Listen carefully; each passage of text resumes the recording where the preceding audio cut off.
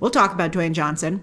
And then 3, nobody likes Henry Cavill. Now, not even Netflix likes him. So let's talk Cavill. Henry Cavill is not well liked in Hollywood, and that's for 2 reasons, basically. He has a huge ego, and he thinks he's a bigger star than he is. And some of you might be like, he's Superman. It doesn't get bigger than that. Well, he's not Superman. He's not the character. Superman is a character. Fool me once, shame on you. Fool me twice, shame on me. There's just so many red flags around Henry Cavill at this point, and they ain't a Superman cape anymore, that is this someone you really want to be in business with? Kevin Feige still has a boatload of characters to cast, many of which we all agree Henry Cavill would be perfect for. But does Kevin Feige now want Warner Brothers Discovery's sloppy thirds? Yeah, so look at that. That's such a hammer move. Oh, it's amazing. Henry Cavill. I feel like this movie could potentially make him the star that he deserves to be. I don't know what Henry Cavill has done to make us like him so much. For me, it was largely his Instagram account where he's quite personable. He's a pretty good Superman. I even kind of sometimes feel he should be recast in that role. But I like Henry Cavill personally. I just really like him. And I feel a lot of us feel he never got a fair shot at making Superman his own. Maybe that's part of it. But I hope that this is his breakout role where he can have a career beyond Superman. Although in your defense, you were like, who would be that dumb? And I told you Henry Cavill would be that dumb, but understandably, it was hard to believe.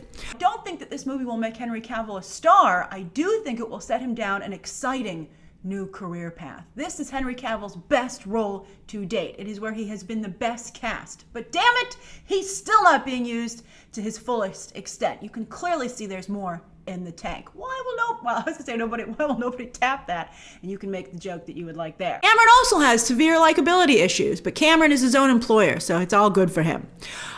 Maybe they would be drawn to each other, right? They're like, wow, nobody likes either of us. Let's be buddies. But I think, from what I've heard, Henry Cavill is not a nice guy.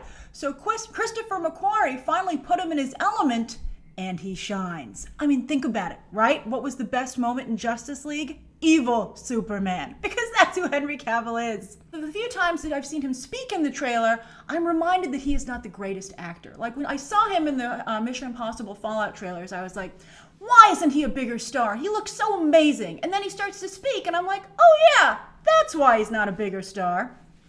But from what I've heard about Henry Cavill, he wants to be a star and he wants to be one, if not yesterday, today. He's very impatient. I think he feels he played Superman for Pete's sake. Why isn't he a bigger deal? So good. The sword play, particularly at the end. I thought Henry Cavill got very good with the sword. And not only was he very deft with it, but to see the strength. I also got a great amount of joy hearing him use modern swear words with his grizzled, accented Geralt voice, right? I could listen to Henry Cavill's Geralt say f*** all day long. It's hilarious. I loved it.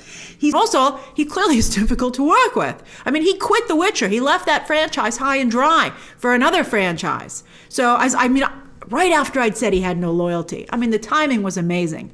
And he doesn't. So why would you hire someone like that?